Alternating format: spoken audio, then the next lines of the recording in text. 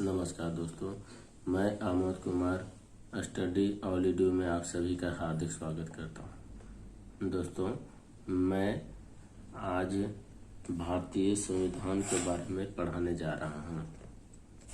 इससे पहले मैं इतिहास के कुछ प्राचीन इतिहास के कुछ टॉपिक को आप लोग को अपने चैनल के माध्यम से दिया था। उम्मीद है कि आप लोग को अच्छा लगा होगा और इस तरह से मैं ऐसा मान रहा हूँ कि इतिहास के साथ साथ सिविक्स की भी जानकारी यानी अपने संविधान के बारे में कुछ जानकारियाँ देते चलें ताकि जो आपके लिए उपयोगी साबित हो। हमें उम्मीद है कि आपके लिए बहुत कारगर साबित होगा। तो हम अनुच्छेद के आधार पर लगातार आपको पूरे संविधान का विवरण करने का प्रयास करेंगे, परंतु कभी कभी ऐसा स्थिति उत्पन्न हो जाएगी कि आप किसी भी पद जैसे राष्ट्रपति, प्रधानमंत्री हो, इनके कुछ शक्तियां हैं तो उनको लगातार के विवरण में यानी लगातार के अनुच्छेद में नहीं मिलेगा। तो उन्हें हमें आप पढ़ाना माने जरूरी है या मजबूरी भी बोलिए, क्योंकि अगर हम आगे पढ़ाएंगे तो आपको इस बात से अनजान रहिएगा, आपको उतना समझ में नहीं आएगा। जैसे उदाहरण बता देते शायद समझ में आ जाए। अनुच्छेद संख्या 352, 356 और 360 ये जो हमारे यहाँ राष्ट्रपति के आपातकाल में चर्चा दी गई है। तो हम ऐसा प्रयास करेंगे कि आप लोग को पढ़ने में कोई विशेष परेशानी न हो, जितना भी हो सकता है सरल भाषा एवं सरल तरीके से पढ़ाने का प्रयास करेंगे। तो इससे पहले रिकॉर्ड किया था लेकिन कुछ दिक्कतें हुई, इस वजह से उसको डिलीट कर दी, मैंने हटा दिया। ये दोबारा हम आपके सामने रिकॉर्ड कर रहे हैं। ये आपको सामने दिखाई दे रहा हो, ये सारे जो इस तरह से प्रतिबिंब दिया गया है। तो दोस्तों देखते हैं आज भाग संख्या 1, जिसमें अनुच्छेद 1 से 4 दिया गया है। इनमें कौन से बातें दी गई है उनके बारे में हम जानकारी लेते हैं। अनुच्छेद संख्या 1 में संघ का नाम एवं राज्यों के क्षेत्र का विवरण है। अर्थात संघ शब्द, ये जो संघ है हमारे यहाँ यह ब्रिटेन के शासन से प्रभावित है। भारतीय राज्य जब अंग्रेजों के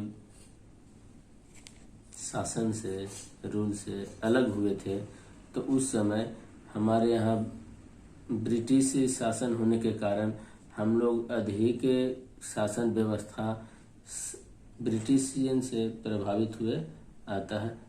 उनकी शासन व्यवस्था से हमारा शासन व्यवस्था लगभग मैच खाता है।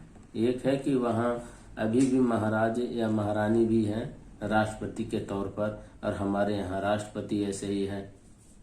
जिस तरह से यहाँ राष्ट्रपति है उस तरह से वहाँ महारानी की जो प्रधानमंत्री निर्णय लेंगे वही लगभग मान्य होगा। कुछ हद तक शक्ति उन्हें प्रदान की गई है जो अपना शक्ति है, जिसको बोलते हैं वीटो पावर। तो आने वाले समय में हम दोस्तों उनके बारे में जानकारी देंगे। अभी वर्तमान में इस बात को देखा जाए तो संघ का नाम एवं राज्यों यानी जहां तक राज्य क्षेत्र है उनका उसमें विवरण दिया गया है। अनुच्छेद संख्या 2, इसमें संसद के बारे में संसद राष्ट्रपति के पूर्वानुमति अर्थात उनको सूचना देकर किसी भी राज्य को, मैंने जैसे नए राज्य यदि कोई भारतीय राज्य में मिलना चाहता हो, यानी भारतीय राज्यों में या भारत देश के साथ मिलना चाहता हो तो उन्हें सहर्ष स्वीकार किया जाता है। ये हमारे संविधान में दिया गया है। या हम किसी भी क्षेत्र को मिला सकते हैं ये हमारा अनुच्छेद संख्या 2 में दिया गया है। तो उदाहरण के लिए देखिए कि 6 मई 1975 को सिक्किम को मिलाया गया। 6 मई 1975 को सिक्किम को मिलाया गया, जो कि 36वां संशोधन था। लेकिन इससे पहले दोस्तों 35वां संशोधन यानी 1974 में यह सह राज्य के साथ हमारे देश के संविधान पर विश्वास करते हुए जुड़ा था। इसका कारण ये है कि पहले कोई भी राज्य अगर स्वेच्छा से जुड़ रहा हो तो उसे मन में तो ये इस तरह का वहाँ का राज्य प्रशासन को रहता है कि अगर हम इसे देश के साथ जोड़ते हैं तो ये हमारे साथ कहीं ऐसा ना हो कि कोई भेदभाव ना करे। तो इसलिए इन्होंने कुछ समय तक सह राज्य के साथ अर्थात कि अपने राज्यों को जो फैसिलिटी दी है वो हमें भी दिया जाएगा या नहीं जाएगा, इस व्यू से उन्होंने हमारे साथ जुड़ने का प्रयास किया। लेकिन अंततोगत्वा हमारे संविधान, भारतीय संविधान पर उनको पूर्णतः विश्वास हो गया और वो हमारे साथ 6 मई अर्थात 36वां संशोधन के दौरान 1975 में सिक्किम 22वां राज्य के रूप में जुड़ गया। अगला है दोस्तों अनुच्छेद संख्या 3।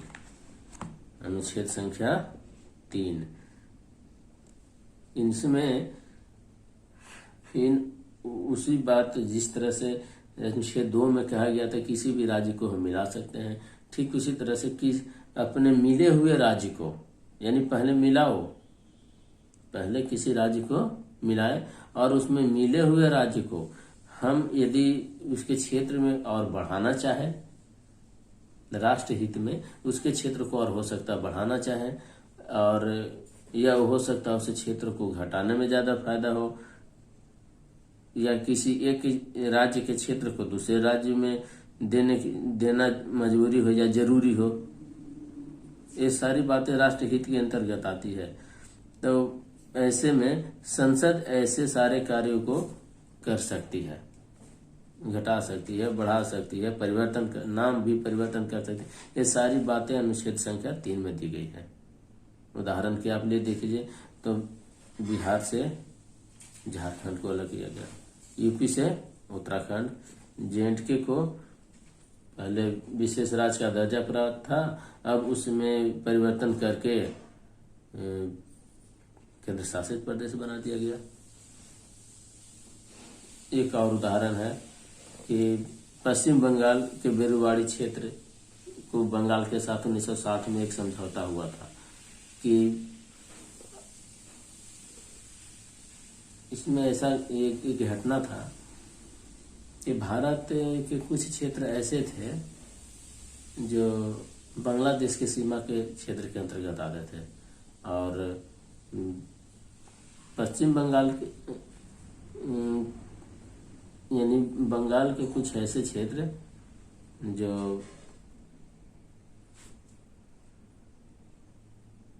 भारत के सीमा क्षेत्र के अंतर्गत आते थे। तो इस क्षेत्र को आपसी समझौता किया गया था कि जो क्षेत्र भारत के अंतर्गत है बांग्लादेश वाले, उनको भारत में मिलाकर उनकी वहाँ के नागरिकों को नागरिकता दी जाए, और जो बांग्लादेश में है वो जो बांग्लादेश में भारतीय क्षेत्र है यानी उनको बांग्लादेश में सम्मिलित कर और वहाँ के लोगों को बांग्लादेश की नागरिकता दी जाए। ऐसे करके हमारी सरकार ने बहुत खुशी है कि इस तरह का निर्णय लेकर आपसी सीमा विवाद के समस्या को निपटाने का प्रयास किया है। इस तरह से अनुच्छेद 1, 2, 3 देख लिया दोस्तों अनुच्छेद संख्या 4, इसमें अनुच्छेद 2 एवं 3 में लिखी गई बातों को ही केवल दर्शाया गया है, और ये बताया गया है कि अनुच्छेद 2 एवं 3 में लिखी गई बातें जो हैं वो अनुच्छेद 368 यानी संविधान प्रक्रिया का संविधान संशोधन करने की जो प्रक्रिया है उससे इन दोनों को क्या रखा बाहर रखा गया है। क्या रखा गया दोस्तों?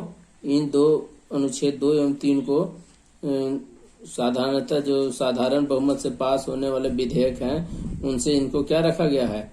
बाहर रखा गया है।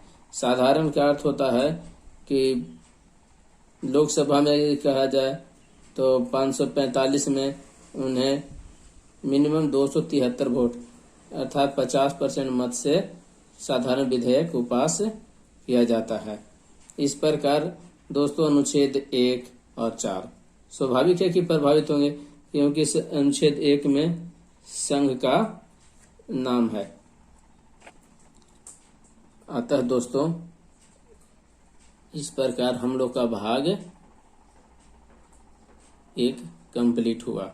उम्मीद करता हूं दोस्तों कि आप लोग को ये वीडियो अच्छा लगा हो, और हमारा प्रयास यही रहेगा कि जितना हद तक हो सके आपको अच्छी जानकारी देने का प्रयास करेंगे। अच्छा तो दोस्तों, अगर वीडियो अच्छा लगा तो शेयर जरूर कीजिएगा और प्रयास कीजिएगा कि आसपास दोस्तों को बताने का, ताकि उनके पास भी ये जानकारी मिल सके। ठीक है दोस्तों, लेकिन हाँ एक बात और दोस्तों, कि भाग 2 भी जल्द ही आप लोग को हम अपने इसी तरह से लेखन माध्यम से आपके पास पहुंचाने का प्रयास करेंगे। और दूसरा कि अगर इसमें कोई कमी, हाँ एक अक्षर की क्वालिटी में मत जाइएगा दोस्तों, क्योंकि हमारा अक्षर उस तरह से फ्रेश बनता नहीं है। और बस इस बात का ध्यान रहे कि इस क्वालिटी को ना, अगर इसके अंदर अच्छी गुणवत्ता में लिखा गया है, इस बात पर विशेष ध्यान दीजिएगा तो हमें खुशी होगी और उम्मीद है कि ये आपको भी काम दे। अच्छा दोस्तों, तो जय हिंद। रखते हैं भाग 2 हम जल्दी आपको देने का प्रयास करेंगे। धन्यवाद दोस्तों।